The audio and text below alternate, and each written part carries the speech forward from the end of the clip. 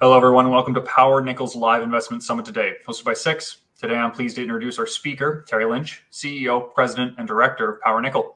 Terry's going to walk us through a company presentation, and after, we'll be accepting live questions. Remember that you can submit your questions using the Q&A panel found on the right-hand side of your screen at any time during today's presentation. And as always, this event is being recorded. It'll be available to watch on Six.com in the coming days. So without further ado, Terry, I'm going to pass things over to you. You can take it away.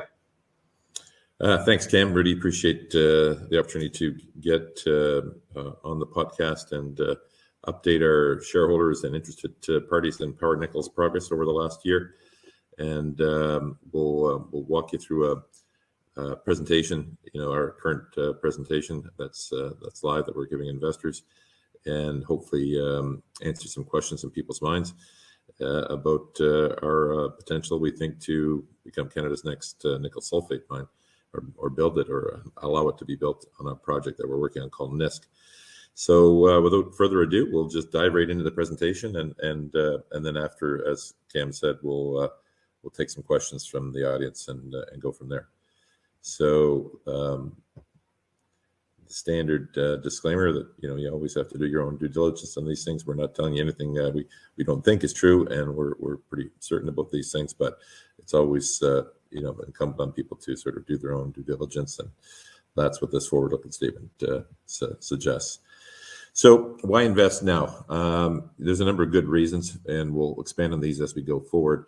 I'm a big believer in investing when the theme is moving a lot of boats, and I think right now the electrification of the world, and the movement in particular to electric vehicles, is really, I think, setting a stage for a commodity bull market, particularly in battery metals. And that's a theme that I'm following and with some of my other just personal investing. And I believe it's going to be very bullish for Power Nickel. So that we'll talk more about that in a second. The main project, the reason I would say the fundamental thesis why you'd want to invest in Power Nickel is because of our NISK project in James Bay, Quebec. And it's a high-grade nickel, copper, cobalt, PGE deposit.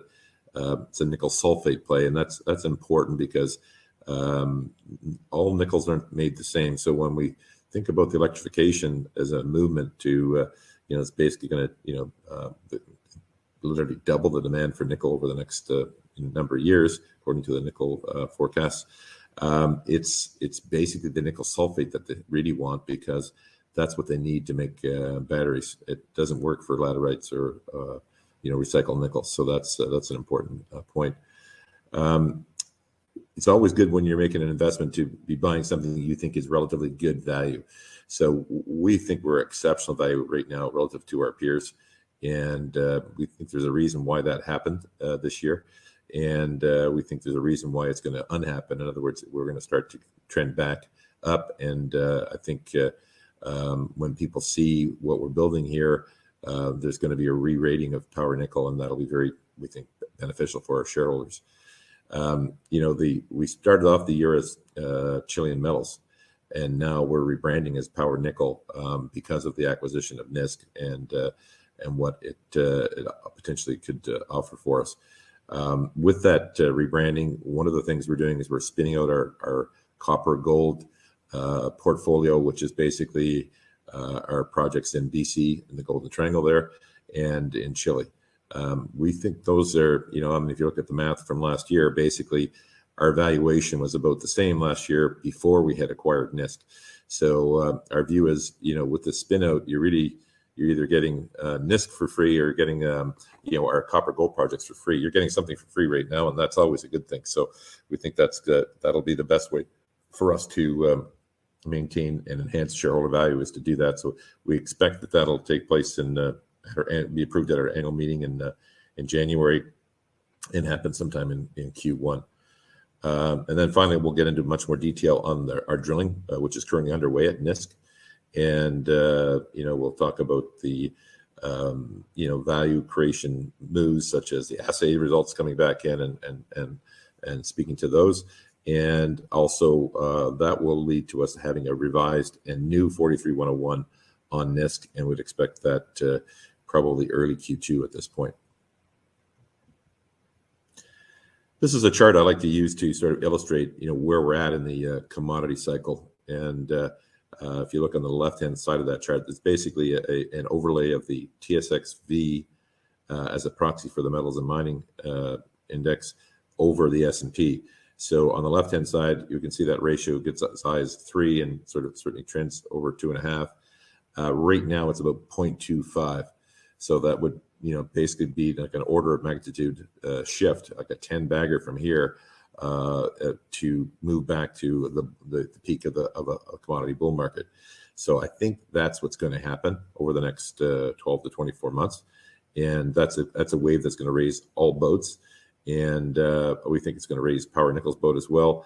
And we think we're doing some specific things that'll make it even more beneficial. So it's going to be an exciting time to be a metals investor, I think, over the next 12 to 24 months. One of the other things that we think will be beneficial is I started a project called Save Canadian Mining with some great partners in Eric Sprott and Sean Rusin and Keith Neumeyer and a host of other high-profile mining executives who saw and continue to see the problem with predatory short selling. The chart on the lower left basically, talks about the issue in a statistical way, showing that when we dropped the tick test in October 2012, at that time, and historically before that time, the commodities sector, the metals and mining index traded at or above the commodity index, which makes sense. It's a commodity business. We should trade in line with the commodity index. Right now, we're trading at about a third of the commodity index. So stocks almost have to triple to get back to normal. So it shows you, how, subtle changes in securities laws can lead to devastation in fair trading. And so in any event, we've been lobbying the government as a Save Canadian Mining to make the changes. We've had some success with lobbying their task force that has recommended the government to make some very specific changes that we hope to get in legislation, probably in Q1 and probably in law in Q2 next year. So our fingers are crossed that they'll be beneficial in terms of stopping to a large degree predatory short selling. So again, it's not against short selling. That's when you borrow stock or you have stock and you sell it short. That's one thing. That's disclosed. That's transparent. We got no problem with that. But when you don't disclose that you're selling and people are wondering why stock's going down when there's no common sense reason, that's predatory short selling, and that happens all the time in Canadian securities, and particularly in the mining sector. So we hope that if we can change that, that will basically buoy all stocks, and we think that would be healthy for not only Power Nickel, but across the board in the metals and mining sector, and indeed the entire Canadian small cap universe. So let's talk about NISK. NISK was a game changer acquisition. It was a bit of an interesting story about how we were able to acquire it. I'm a shareholder of a company called Critical Elements. It's a very good lithium play. I think it's going to be Canada's next lithium mine. And, my friend that's the CEO there, I eventually discovered that they had this nickel asset on the books. And, I looked at it and I thought, wow, this is like almost ready to become a mine.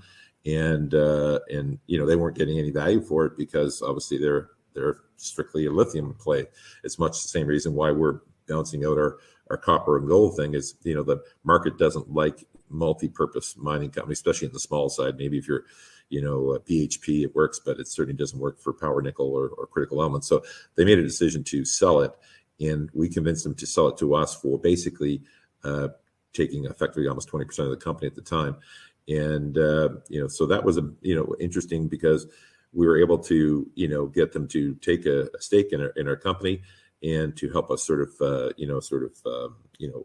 execute on bringing this thing to a mine. So it was a really great deal for us, but it's also a great deal for them because now they've got a big stake in something that's been, sole purpose of getting this into becoming a nickel mine, and highly likely that they're going to be able to monetize that at some point in the future to great benefit, and that's why they did it. So reflecting on the actual project itself, what was interesting is it came with a historical resource. Now, the way the 43-101 laws work, if you don't drill upon a property, in a certain period of time, it becomes a historical resource.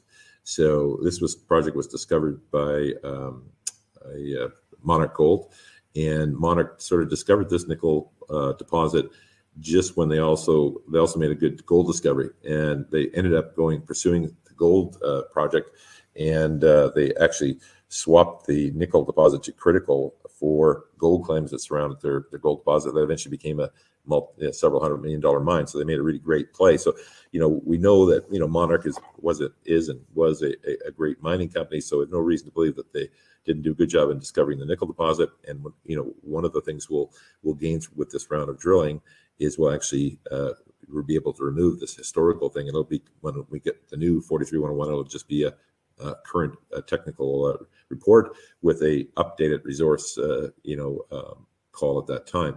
So that'll happen, we think, probably in early Q2 of 2022.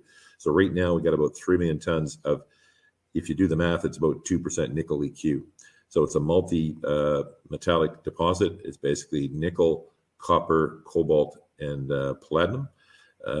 And basically revenue-wise, it would be about 50% nickel, 20% copper, 20% cobalt, and about 10% palladium. So it's a very robust, set of economics. Probably be almost $400 a ton rock. So that's very valuable material for sure. So it's super rare to find a deposit like this that isn't already being chased down to become a mine by the company that owns it.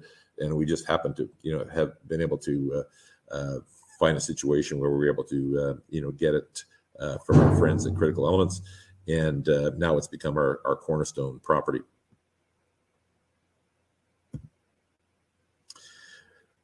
In terms of our due diligence, when we looked at it, one of the things we did, or that we like to do when we're evaluating resource deposits, is to look at comparable deposits. So in our mind, the Palladium 1 and Talon metal deposits are sort of comparable, and we said, okay, well, let's look at their 43-101s and see what resource they found and how much drilling it took to get that resource. And what would the resource be worth in situ, i.e. in ground, using a current price curve at the time we were doing it, which is like last January. And this was just to give us a feel for prospectivity, how likely are we to, make additional discoveries with our drilling, and is this sort of, an interesting subset. So when we did the math, we basically showed that, Talon Metals, which is, I would say, what we would like to be when we grow up in terms of, they've got a market cap of, sort of 450 million, 460 million, something like that these days, with now a 10 million ton PEA out there. So that's sort of what those things are worth. And basically their value per meter drilled was around $42,000, which is a pretty good number. Palladium 1 is around $70,000, and we're around $94,000. So it's not, it's like all statistics, it has to be taken with a measure of caution, but it certainly suggests that this is a prospective piece of ground, and that it certainly deserves to have more drilling done to see if we can't turn this into a deposit, into a mine. So that's what we're basically doing. I'll give you a little backdrop on nickel and why we think it's so exciting. A couple of slides here sort of speak to, basically, the nickel in car batteries is just, rising dramatically.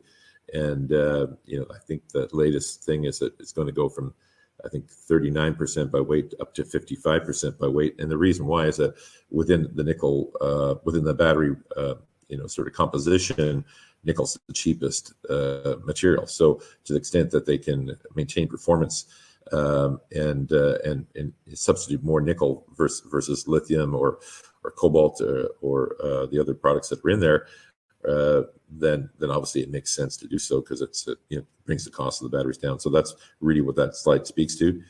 The other point that we would make is that not all nickel is created equal. You basically need nickel sulfates because of the purity of the nickel that's required for the batteries. Batteries are very sensitive sort of metal chemistry, And so it's not really cost effective at the current technology to take laterites or recycle nickel and make it into battery nickel. So that's that's why any nickel sulfate project that you find that has a commercial amount of tonnage is very likely to get produced very rapidly.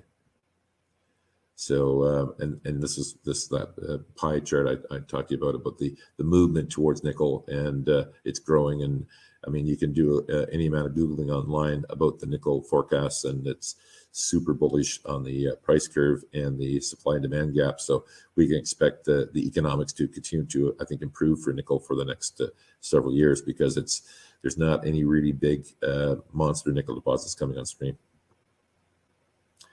Where we're located is in a very interesting sort of area. It's seeing a lot of mine development, and that's good. We're not going to be the first mine there. So that means, supply chains have been established.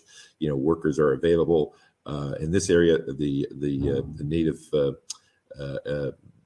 owners of the land are the Cree, and the Cree are very cooperative with mineral development. They're very pro mineral development, and they've got an excellent working relationship with our partners, Critical Elements.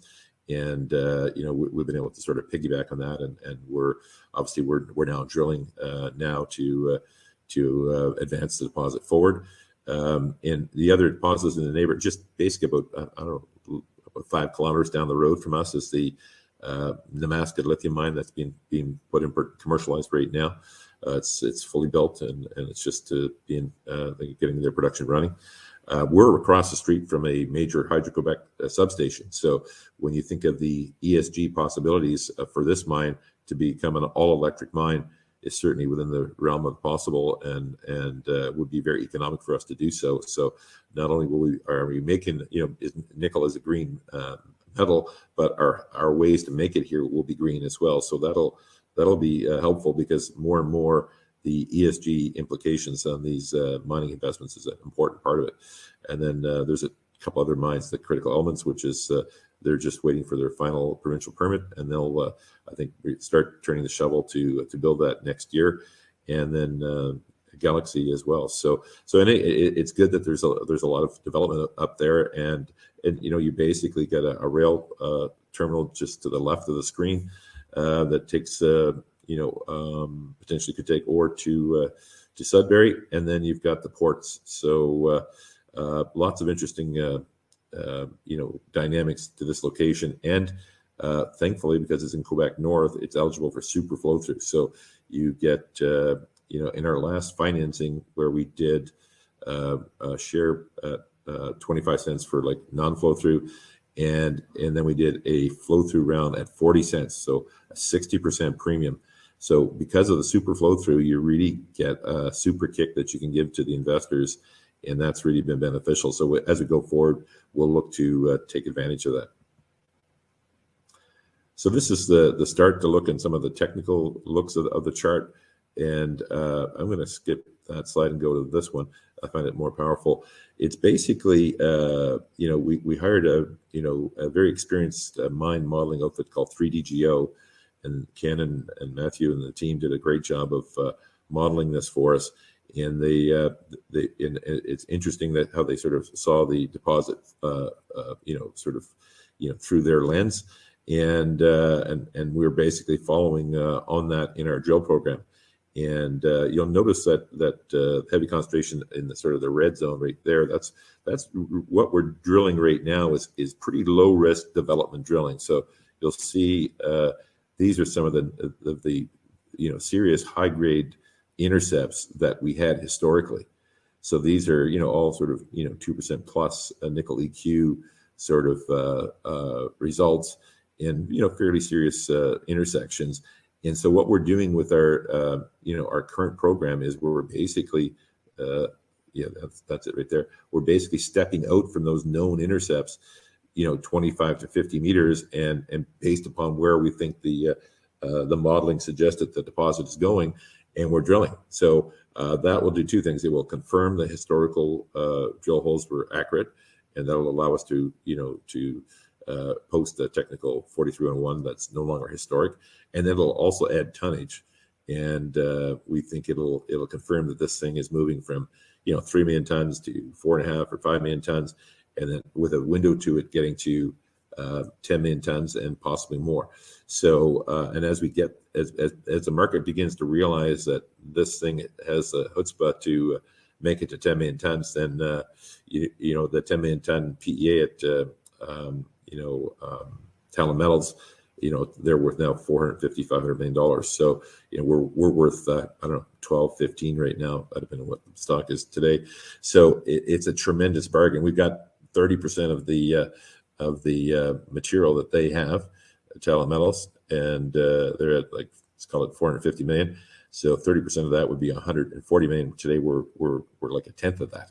So it just doesn't make sense. So it's it's obviously end of the year, a bit of selling pressure has been on the stock, but I think from a value perspective, tremendous value opportunity in terms of our view of where we're at and what we likely see coming. So we believe we're going to be successful with this drill program, that we're going to have positive assays coming out in January, and that'll be exciting for our shareholders.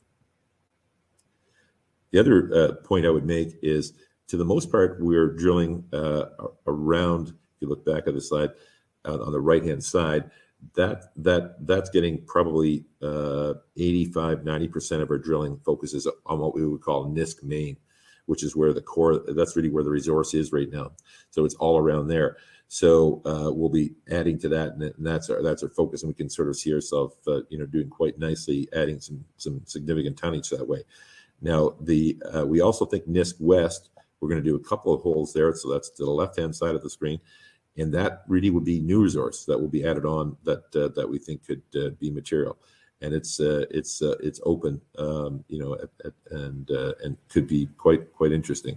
The other point we'd make is we've got two other sort of spots that we think will contain very similar type of geology as our current discovery zone, and we won't be drilling them this time. We'll drill those in phase 2 sometime next spring, but they're exciting to us because they represent the possibility to take this well beyond 10 million tons. Historically, what happens in these deposits around the world is they tend to be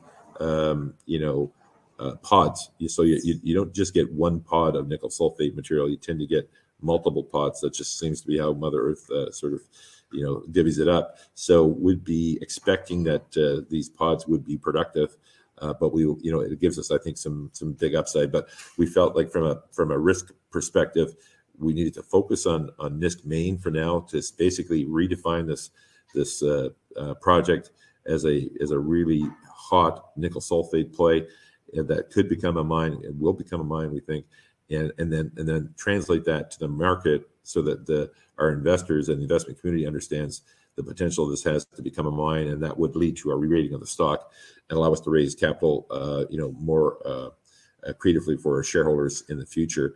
And then we'd look to obviously ramp up the drilling and then hopefully take this to 10 million tons, and then 15 and 20, etc. And basically as far as we can go in terms of where this deposit could be.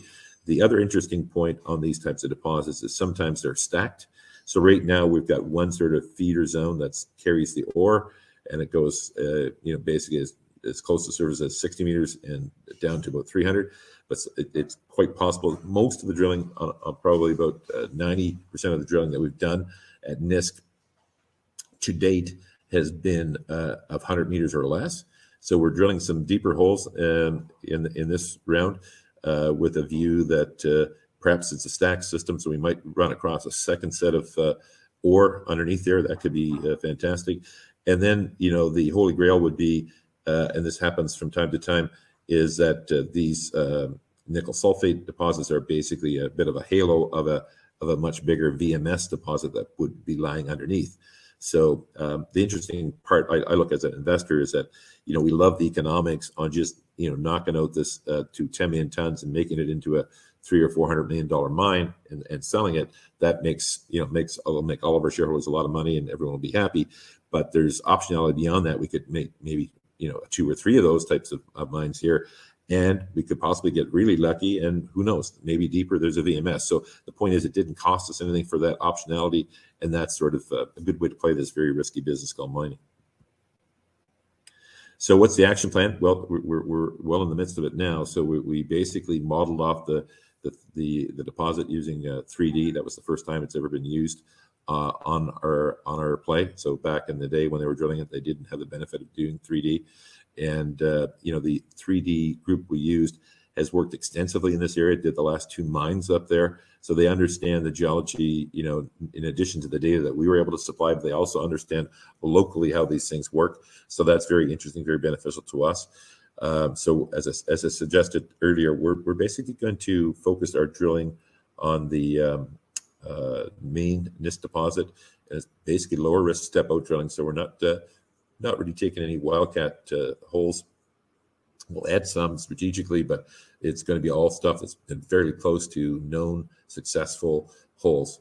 So we'll expect to get that.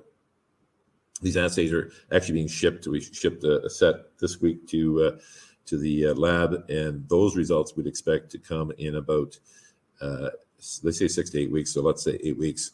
So I'm thinking mid-January is when we start to see these results, sort of like the third week in January, that type of thing. So, and then would, probably for the next 5 weeks, we'd start to be able to report on 2 or 3 holes a week. And hopefully that would be exciting time for us. So the program in total will be about somewhere between 4,000 and 5,000 meters. And as I said, generally speaking, there'll be holes as little as, I think, 100 meters is probably our smallest. And then as big as 350 meters is, I think, our biggest, or maybe there might be one for 395. So after that's all done, we're working with the technical team. They were actually up and made a site visit yesterday. So they'll be preparing and ready to input the data for the assays into their current model and update that. And then they'll be in a position to do a technical report, a new 4311, which we'd expect post-drilling, probably end of Q1, probably early Q2.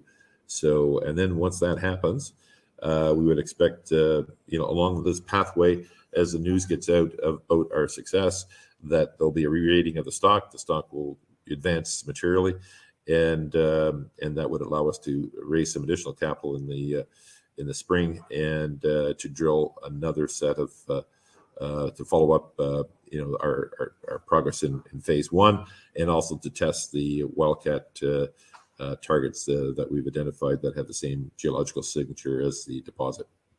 So pretty exciting time for NISK. They think this 2022 NISK could go hopefully into getting a PEA done by the end of the year, and that could be really exciting. Second part of what we had was, of course, we had our copper and gold assets.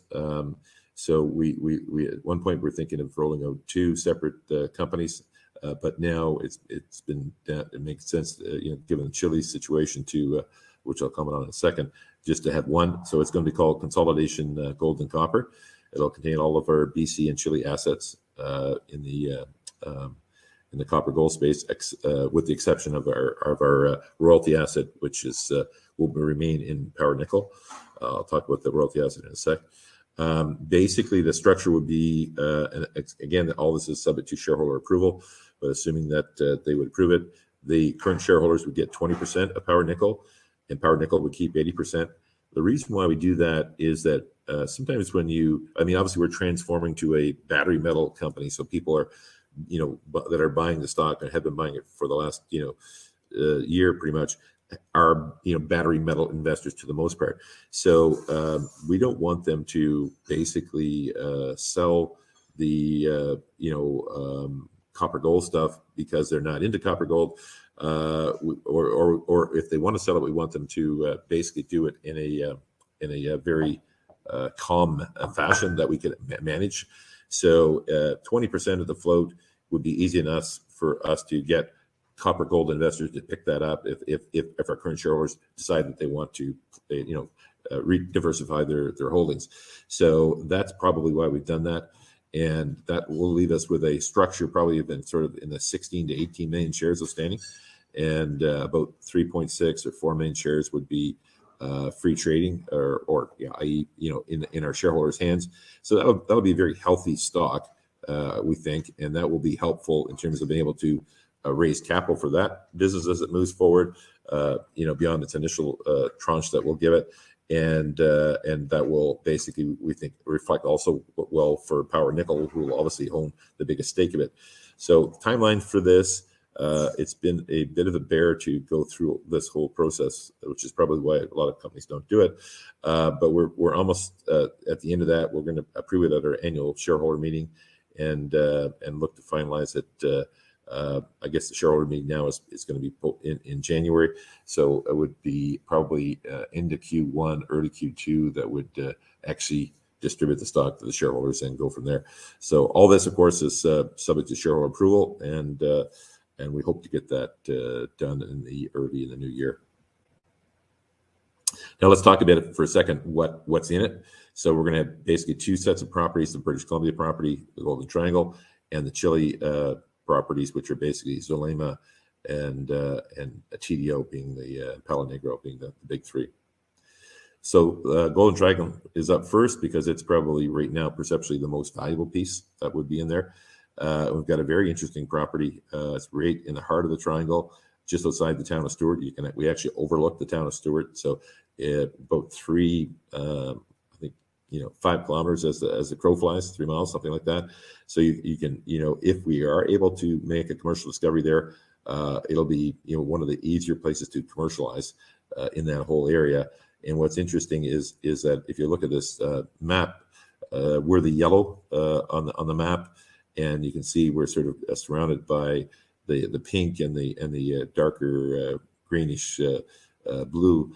And that the pink is Scotty Resources, and the darker green blue is Strike Point, and then just to the right of the Scotty Resources thing in the gray is Ascot Resources, and Ascot is now been funded to become a mine. So that's happened since we acquired the property. So that's whenever a mine goes up near you, like in this case a couple of kilometers away, that's very beneficial because it means that, in all likelihood, if you make a resource discovery, that it's going to get produced. So you're going to get some value for it. So we feel like that's really a positive for us. And it's interesting, like the Strike Point and Scotty Resources are in around the 40 million market cap for their project in that area. And it's interesting because we think that we've just done some work on the project this summer, and we'll have a release on that probably next week and update people. But it looks like we've discovered some interesting new gold and copper zones that hadn't been sort of tested. Nothing's been drilled in this project, period, ever. They've only ever done basically a little bit of trenching and sampling, so which is what we did as well. But it looks like even with that they've missed some very interesting sections where we had some really great gold and copper hits. So we think that this is a very prospective target, and we're looking forward to getting on there next spring and drilling that. In Chile is interesting. I mean, obviously we were Chilean metals just a few months ago. So Chile has been the focus for many years for our company, and we have a great portfolio of land down there. The challenge right now in Chile is that Chile is going through a bit of a thing, I guess, with their constitutional debate, and that's probably going to take another 6 months for it all to be sorted out. I suspect they'll sort things out and it'll be fine. There may be some changes to the Mineral Act, and it could make economics somewhat different there. So our view for the most part right now is we're basically keeping our options open in Chile, maintaining our land packages, but we're not drilling right now. And so we'll see where that takes us over the next few months, and hopefully they'll have a healthy constitutional debate and solve any sort of lingering issues, and Chile will remain a very fine jurisdiction to work in, and we'll move forward with it. But until that happens, we're just keeping our, putting our money really where it can get better return for us in BC and more particularly in James Bay in Quebec. So, I won't get into great detail on Zulema. I mean, what's interesting there is that there's some, we're fairly close to the Candelaria mine, and we basically border it, property package wise. And Candelaria is going to run out of ore in about 6 years, so they're quite interested, Lundin, in our progress here. And we did some more geophysical work there, and we've got some interesting targets we'd like to get into. But as this will happen once the situation in Chile calms down. I mentioned that the royalty that we have in our Chile will be remaining with Power Nickel. This royalty is basically, it's a very sweet asset. I mean, basically, we have a 3% royalty. We think we had thought when we sold it, 6 or 7 years ago, that it would have been producing now. We'd be starting to get cash, and when this thing starts to kick out, it'll be $8, $10, $12 million a year, that type of royalty payout. So it's significant. But unfortunately, they went a different pathway tech on their development plan for QB2.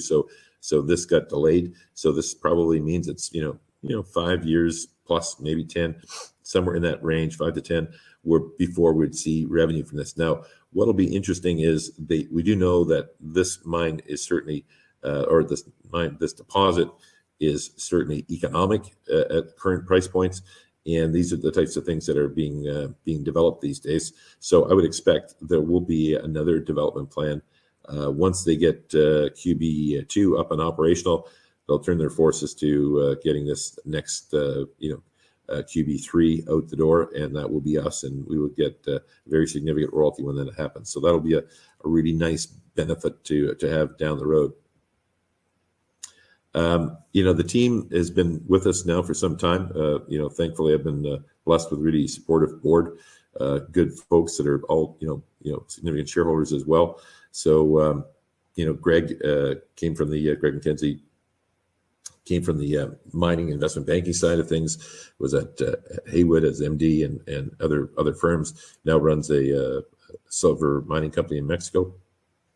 Peter's a very accomplished lawyer. He's retired as a lawyer, but brings that astute legal mind to the helm and has guided us through all sorts of interesting things that you run into as a mining company.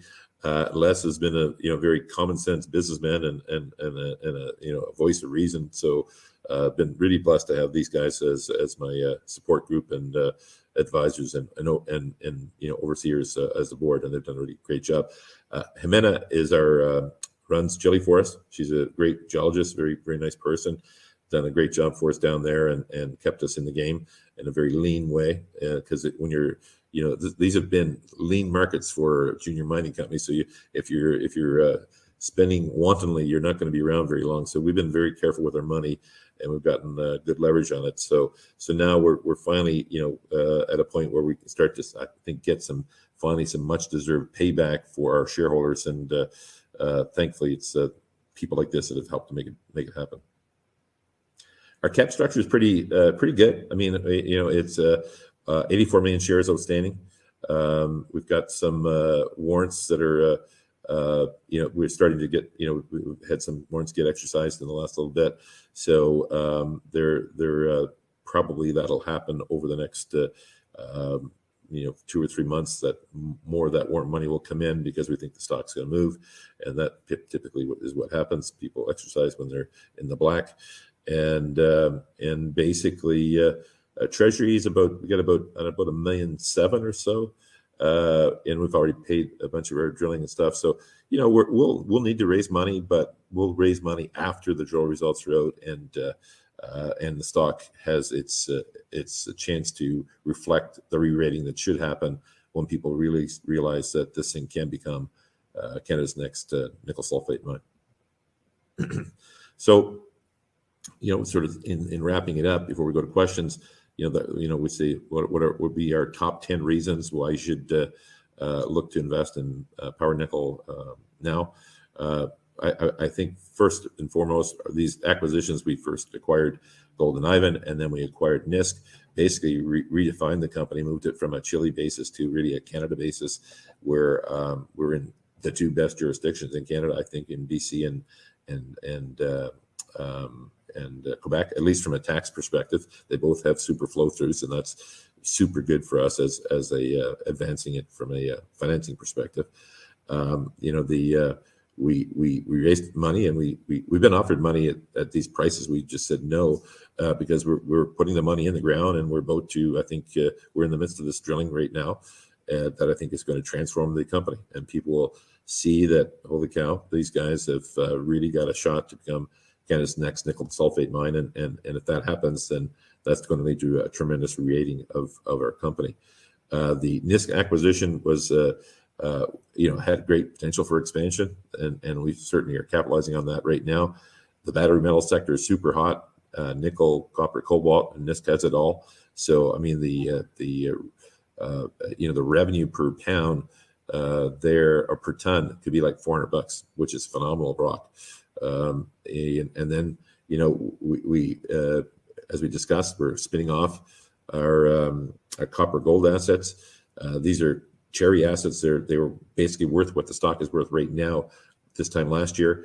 So as I said earlier, you're getting something for free. Either you're getting the copper gold for free, or you're getting NISK for free. But something, and by spinning it out into its own entity, that will allow that to be materialized, I think. So that'll be very beneficial for shareholders. The leadership team is well connected. We were able to obviously acquire these, make these great acquisitions because of this network that we've been able to build, and we continue to leverage that to grow as we move forward. I think as an investor, I know in the mining, if I like the geology that's being worked on, I love to invest when they're starting to drill. Because if I like the geology and I'm a believer in the story, then I know that drilling will unlock the value. And that's what we're doing right now with NISK. We're drilling. In this case, it's low risk step out drilling. So I think we'll basically prove to the market that this can become Canada's next nickel sulfate mine. We expect we'll end up getting a revised 43-101 in I say Q1. I'm thinking now probably early Q2. We think, relatively speaking, we're trading at super low value relative to our nickel peers. If you look at a broad cross section of nickel stocks and their prospects versus ours, I would argue that we're the best nickel deal in town.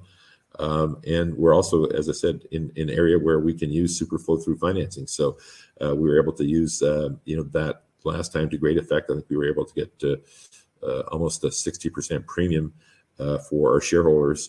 And that just means less shares being issued, which means more value per share for our current shareholders. So it's a great jurisdiction to do that.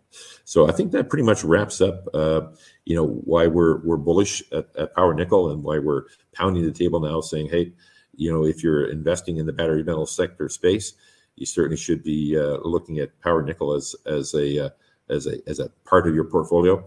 And we're not ashamed to say you should really consider it and get some Power Nickel for Christmas. It'll be a gift that keeps on giving. Cam, I think that's the summary for now. Happy to answer any questions from our audience, and we can take it from there. Absolutely. Thanks a lot for that, Terry. I'd like to remind the audience that you can ask any questions you like using the Q&A tab found on the right-hand side of your screen. Time allowing, we'll, of course, get to them. Terry, we have had some questions come in advance of today's summit, though. Some of them are probably going to retread some ground you've covered, but I think that could be still a good chance to reiterate some highlights. Yep. First question, how's the drilling going? Could you talk to us about that? Yeah, what can we say about the drilling? Well, we're into our fifth hole now, so that's good. The first three holes, I think, have been sent to the assay labs. Obviously, without assays, we can't really comment. We don't really know until that happens. But we do know that the ore that carried the pay grade nickel sulfate, the metals package that's the pay dirt, is in a peridot type of structure, rock. And so that's a very distinctive looking rock. So what we can confirm is that, with the new drilling, we have hit that rock. So we've hit that rock every bit as good as before, and in some cases better. And so we're quite bullish that, that's basically all we could hope for. That's what we're trying to find. Now, of course, we have to confirm that that is still carrying the pay dirt, and that's what assays will be for. But we're pretty stoked about what we're seeing so far. Great. That sounds awesome. Can you talk to us a bit more about those assay results that you just mentioned? Anything you'd reiterate or get into further? Yeah, I mean, assays are, because the mining world has been heating up a little bit. There's a bit of a crush at the assay labs all over North America.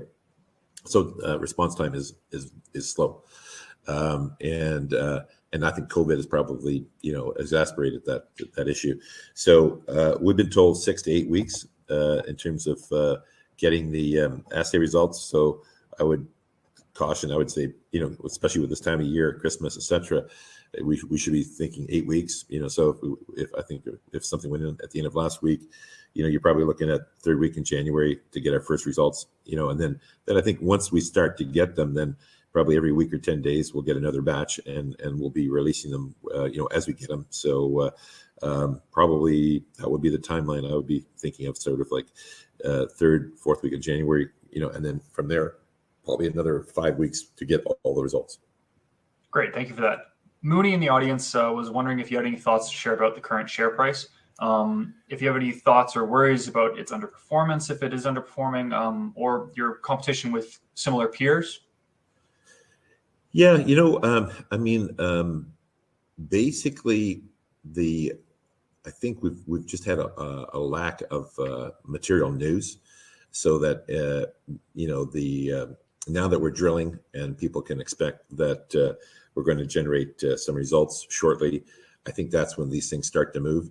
Right now, we're in that sticky time of year where you have some tax loss selling. So, generally speaking, stock was at around this level last year, then went up, and then it's come back down. So you may have some people that are, selling it as a tax loss. I don't know. I wouldn't recommend it because I think we're going to be back to those old highs very soon. But what we're going to be doing really over the next the first part of the year is press a lot more investor relations buttons, get the story out there using people like 6X and others to remind people of the potential 10, 20, 30 bagger that could happen here very realistically. And that's a big possible win. So at some point, we think investors will pick up on that, and we think it'll be a lot easier to make that case once we get rid of the historical definition on the 43-101, and now it becomes a current 43-101, and they actually sort of see, wow, this thing has got maybe 4.5, 5 million tons at that point, and it can become 10 million tons without a great deal of imagination, and then maybe there's something more. So all of a sudden, this thing is going to get very romantic, I think, and so I'm not, of course, I wish the stock price was much higher than it is right now today, but I can't be distressed about it because we are doing the right things in terms of moving the business forward and executing the game plan. And at the end of the day, if we deliver the results that I'm expecting, then the stock will respond and our shareholders will be rewarded. Absolutely. So what are the expectations for this round?